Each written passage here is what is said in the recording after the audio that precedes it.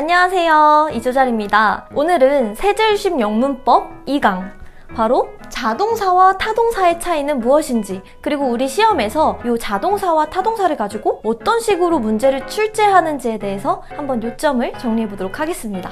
자, 첫 번째, 이 자동사와 타동사를 분간할 수 있는 가장 쉬운 방법이 있어요. 그냥 두 가지식으로 말씀을 드리자면 바로 이거예요. 목적어 it, up, 목적어가 있어, 없어, 이거를 보시면 돼요. 이게 가장 쉽고 거시적인 방법입니다. 일단 이 자동사랑 타동사라는 것에 대한 특질을 얘기해 볼게요. 자동사는 자동사에서 그 자는요, 스스로 자자예요. 한자로 스스로 자자. 그러니까 말 그대로 나 혼자서도 괜찮아, 목적어 따위 없어도 상관없어, 나 혼자서 문장 캐리할 수 있어 충분히, 이런 아이들을 자동사라고 해요. 반면에 타동사는요, 이 자동사보다는 독립심이 떨어지고 조금 하위 클래스예요. 그래서 얘는 뒤에 반드시 대상어, 목적어를 취해야만 의미가 완성되는 그런 동사입니다. 우리가 목적어를 다른 말로 대상어라고도 해요. 예를 들어 우리가 보통 이러잖아요. I met her. 나는 그녀를 만났다 라는 그 목적어, 을를로 해석되는 목적어를 많이 취하는데, 바로 그렇게 목적어를 취하지 않으면 비문이 되고 말이 안 되는 녀석들이 타동사에 속합니다. 하지만 반면 제가 말씀드렸다시피 자동사는 목적어 따위가 없어도 돼요. 제가 예를 들어 볼게요. I exist. 나는 존재한다. That's enough. 너무 충분하죠? 모자람이 없죠? 내가 존재하는데 뭐가 더 필요해요? 내가 존재하는데 뭐 을를로 끝나는 그런 목적어를 받아야 할 이유가 전혀 없잖아요. 나는 존재한다, 나를? 이상하죠? 그러니까 이런 게 필요 없는 애들을 자동사라고 하는 거고, 나는 만났다. 아, 답답해. 누구를 만났는데 문장이 의미가 완성이 안 된 애들을 타동사라고 하는 거예요. 쉽게 말해서. 그러니까 자타를 가장 쉽게 판별하는 기준은 목적어의 유무인데, 그러면 우리가 시험에서 목적어가 없으면 다 자동사고 목적어가 있으면 다 타동사네? 라고 생각할 수 있으면 좋을 텐데, 시험에서는 이거를 반대로 막 꼬아서 틀리게 문제를 내니까 우리가 그걸 맞출 수 있어야 돼서 어려운 거예요. 그럼 영어 단어, 이 천문학적으로 많은 영어 단어들을 우리가 각각 얘는 자동사인지 타동사인지 혹은 자타가 다 되는지 이거를 우리가 다 외워야 할까요? 외울 수도 없을 뿐더러 외울 필요가 없습니다. 왜냐하면 제가 여기에 교집합을 그려놨어요. 좀 못 그렸긴 한데, 우리가 이 교집합에서 겹쳐지는 부분이 엄청나게 크다고 봅시다. 이 핑크색 부분이 진짜 커요. 그리고 나머지는 노란색 부분은 진짜 조금이에요. 이 핑크색 부분이 자동사랑 타동사가 다 되는 동사의 양이에요. 우리가 이걸 다 외울 수 없어요. 그러니까 우리는 요령껏 이렇게 노란색 표시되어 있는 오직 only 자동사로만 쓰이는 애들, 그리고 오직 타동사로만 쓰이는 애들만 외우면 됩니다. 제가 지금 교재가 없어서 여러분들한테 교재를 이렇게 보라고 할 수도 없고, 그리고 여기에 다 판서를 할 수는 없어요. 여러분이 수험생이시라면 기본적으로 문법 기본서 하나쯤은 가지고 계실 텐데, 웬만한 기본서에는 다 이렇게 오직 자동사로만 쓰이는 동사들과 오직 타동사로만 쓰이는 동사들이 정리가 되어 있을 거예요. 그 부분은 여러분이 수고스럽지만 꼭 외워주셔야 합니다. 그걸 외우고 있는지 안 외우고 있는지를 시험 문제에서 100% 물어봐요. 제가 다 말씀드리진 못하지만 이렇게 오직 자동사로만 쓰이는 애들의 대표적인 예시를 들자면 go, 가다, come, 오다, appear, 나타나다, disappear, 사라지다, exist, 존재하다, 뭐 이런 애들이 있고요. 이렇게 100% 타동사로만 쓰이는 애들의 대표적인 예시를 들자면 marry, 결혼하다, discuss, 토론하다, 토의하다, 그리고 mention, 언급하다, attend, 참석하다, 뭐 이런 애들이 있습니다. 더 많아요. 그러니까 여러분이 그걸 다다다다 외워주셔야 돼요. 근데 이 중간에 이렇게 많은 자타가 다 되는 동사들은 어떻게 우리가 분간하냐고요? 이거는 문맥을 보시면 아실 수 있는 경우가 되게 허다하고요. 그게 아니면 목적어 유무를 보고 판단하시면 됩니다. 하지만 이 소수의 only 자동사, only 타동사 애들은 꼭 외워주셔야 돼요. 다시 돌아와서 이 자동사와 타동사에도 갈래가 나뉘어져요. 근데 이거는 사실 동사의 형식 문제거든요. 제가 동사 형식을 여기서 구구절절 다 자세하게 알려드리지는 않을 거예요. 그거는 다음 편에 제가 자세하게 강의를 만들 건데, 얘기를 안 하고 넘어가기가 조금 그래서 빠르게 약식으로 설명해드리고 넘어갈게요. 자동사의 갈래는요, 완전 자동사랑 불완전 자동사로도 나뉘어요. 얘는 왜 이름이 완전 자동사냐면요, 말 그대로 주어, 동사 이걸로도 완전하니까요. 방금 제가 말씀드린 것처럼 I exist, 더 이상 더 나무랄 게 없다, 얘는 완벽하다, 이런 애들을 완전 자동사라고 해요. 그리고 우리가 이것을 일형식이라고 알고 있습니다. 그리고 이 불완전 자동사는 왜 불완전 자동사냐? 물론 얘도 이름이 불완전하지만 목적어를 취한 애는 절대 아니에요. 왜냐? 얘는 본질이 자동사니까, 얘도 본투비 자동사니까 목적으로 취하지 않아요. 근데 왜 불완전하냐면, 자, she became, 그녀는 되었다. 뭔가 문장이 완성된 느낌이 아니죠? 근데 보세요. She became a doctor. 그녀는 의사가 되었다. 비로소 문장이 완전해집니다. 그러니까 불완전 자동사라는 건 어떤 애들이냐면 주어 동사 다음에 주어 보어. 그러니까 이 주어를 보충 설명해주는 주어 보어가 와야 하는 동사를 불완전 자동사라고 합니다. 그리고 이거를 우리가 이형식 동사라고 배우셨을 거예요. 네. 타동사는요, 완전 타동사가 있어요. 근데 자동사에서는 주어 동사로 완전하니까 완전 자동사라고 하는데 얘는 목적어가 있는데 왜 완전이라고 해요? 완벽하지도 않으면서? 라고 할 수도 있어요. 근데 여러분, 이 완전 타동사를 이 타동사들 입장에서만 보자고요. 타동사는 어차피 얘는 좀 열등해요. 자동사에 비해서. 무조건 대상어를 취해야 되는, 목적어를 취해야 하는 애들이에요. 근데 이 타동사 애들 계급 사회에서는 얘가 완전할 수밖에 없는 거예요. 왜냐? 얘는 주어, 동사, 목적어만으로 문장이 완성된다잖아요. 근데 보세요. 이 나머지, 이 타동사의 나머지 따까리들을 보면은 수요 동사는 목적어가 2개나 필요하네? 뭐 대표적인 수요동사 give가 있죠. give. 수여라는 말 자체가 우리나라 말로 무언가를 누구에게 주다라는 거잖아요. 그러니까 이때는 대상이 2개가 필요한 거죠. 내가 저 아이에게 펜을 준다. 그랬을 때 대상이 이 펜만 필요한 게 아니라 그 아이도 필요하잖아요. 그러니까 얘는 목적어가 2개나 필요한 거예요. 더블로. 그쵸? 불완전 타동사는 목적 보어까지, 목적어를 보충 설명해주는 목적 보어까지 필요하대. 그러니까 얘네 입장에서는 얘가 얼마나 완벽해 보이겠습니까? 그냥 주어, 동사, 목적어로 완전하니까 완전 타동사다. 타동사 입장에서는 그렇게 이해하시면 되고요. 얘는 말 그대로 삼형식이라고 우리가 배웠어요. 그리고 요 수요 동사는 방금 말씀드렸죠. 대상이 2개가 있어야 되니까 목적어도 2개. 그래서 당연히 타동사에 속하고요. 불완전 타동사도 방금 말씀드렸는데 예를 들면 이거예요. I had my son repair the car. 나는 시켰다 내 아들에게 차를 고치라고.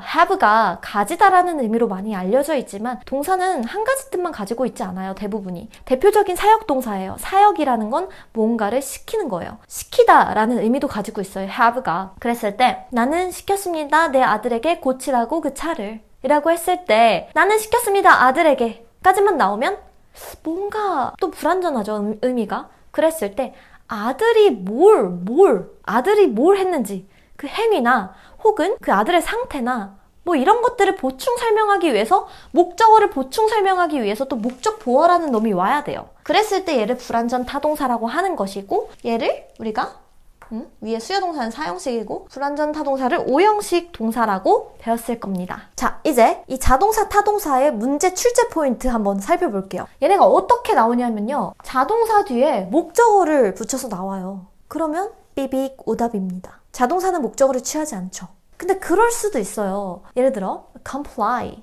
라는 동사가 있어요. 대표적인 자동사죠. 법률이나 혹은 규정 등에 따르다 라는 뜻의 자동사입니다. 뒤에 목적어가 오지 않아요. 그런데 그냥 이제 I comply 이러면 뭘 따르는지 의미가 불분명하니까 뭐 목적어 비스무리한 걸 취하고 싶겠죠. 근데 그렇다고 해서 바로 뒤에 I comply the law 나는 그 법령을 따른다. 이렇게 올 수 없어요. 이럴 땐 어떻게 하냐? 그럴 땐 우리가 도움을 받아야 됩니다. 누구의 도움? 목적어의 도움이 절대 아니고요. 바로 전치사.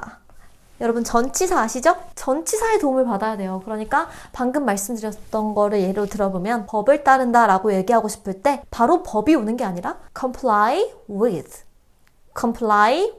전치사 with랑 결합을 해요.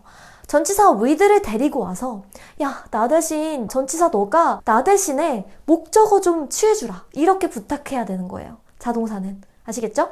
그래서 여러분이 자동사 플러스 전치사의 그 콜라보를 또 많이 외우셔야 돼요. 맞아요. 동사 파트가 원래 외울 게 제일 많아요. 하지만 외우셔야 합니다. comply with, consist of 이런 거 진짜 많거든요. 자동사 플러스 전치사가 오는 거 그거는 꼭 외워주셔야 된다 입니다. 그것도 여러분 기본서에 웬만하면 다 적혀 있을 거예요. 아시겠죠? 그리고 수동태가 안 된다. 수동태가 안 되는 이유는 아주 분명합니다. 수동태가 어떻게 만들어지는 건지를 한번 살펴볼게요. 수동태라는 건 이렇게 만들어져요. 예를 들어 주어 나는 동사 만들었다. 뭘? 목적어 쿠키를 얘를 수동태로 바꿔볼게요. 수동태라는 건 내가 주체적으로 능동적으로 하는 게 아니라 뭔가에 의해서 뭔가를 당하고 이런 느낌 아시죠? 그걸 바로 수동태라고 하잖아요. 그러니까 쿠키가 이제 당하는 거죠. 만들어짐을 당하는 거죠. 그랬을 때 문장이 어떻게 바뀌냐? 이 쿠키가 주어로 내려오는 거예요. 쿠키는 동사는 PP형으로 되죠. BPP형 만들어졌다. 주어가 누구였죠? 나였잖아. 나. 뭐에 의해서? 나에 의해서. 쿠키는 만들어졌다. 나에 의해서. 이렇게 되는 거잖아요. 근데 잘 생각해보세요. 수동태가 되려면 뭐가 꼭 필요하죠? 맞아요. 목적어가 꼭 필요해요. 이 목적어가 없으면 수동형을 만들 수가 없는 거예요. 수동태를. 아시겠죠? 그래서 원래 목적어를 취할 수 없는 자동사는 수동태도 만들 수 없는 거죠. 그리고 과거분사가 안 돼요. being PP 형태로 쓰이는 과거분사가 안 돼요. 과거분사는 사실 분사편에서 이제 나올 건데 이게 수동의 의미를 가지고 있어요. 그러니까 얘는 수동태랑 연결이 되어 있는 거예요. 수동이 안 되니까 과거분사도 당연히 안 되는 게 됩니다. 근데 이렇게만 지금 알고 계시고 분사편에서 다시 설명해 드릴게요. 타동사는 어떻게 출제되냐면 타동사인데 목적어가 없이 나와요. 근데 그랬을 때 여러분이 바로 틀렸네 이렇게 하시면 안 되고요. 타동사로 알고 있는데 목적어가 없네? 그럼 얘 혹시 수동 아니야? 이렇게 합리적인 의심을 해보셔야 합니다. 수동태가 되면요, 여러분 이 목적어가 주어로 내려온다고 했잖아요. 그러니까 당연히 목적어가 상실되죠. 수동태는 목적어가 없는 게 당연해요. 그러니까 타동사인데 목적어가 없어. 근데 수동태인가 아닌가를 봤어요. 근데 수동태도 아니야. 능동형으로 썼어요. 근데 목적어가 없어. 빅 오답입니다. 그놈이 오답이에요. 아시겠죠? 그리고 타동사는 전치사가 바짝 붙어오지 않아요. 타동사 다음에 전치사가 바짝 붙어오는 일은 절대 없어야 해요. 아시겠죠? 얘도 함정 문제로 많이 나오는 동사들이 있어요. 단골 동사들. 제 썸네일에서 보셨겠지만 marry. 우리말에서는 누구와 결혼하다 라고 해서 왠지 누구누구와 라는 대표적인 뜻을 가진 전치사 with랑 결합할 것 같이 생겼어요. 하지만 marry with는 결혼하다의 의미로 쓸 때는 절대 marry with로 쓸 수 없습니다. marry는 그냥 타동사여가지고요. 바로 목적어를 취하지 절대 전치사 따위가 끼어들게 허용하지 않아요. 그래서 만약에 나는 건물주랑 결혼한다 라는 말을 하고 싶어. 물론 제가 뭐 건물주가 결혼하고 싶어서 그런 거 아니고요. 여러분의 이목을 끌기 위해서 썸네일을 그렇게 만든 거니까 오해 마시기 바랍니다.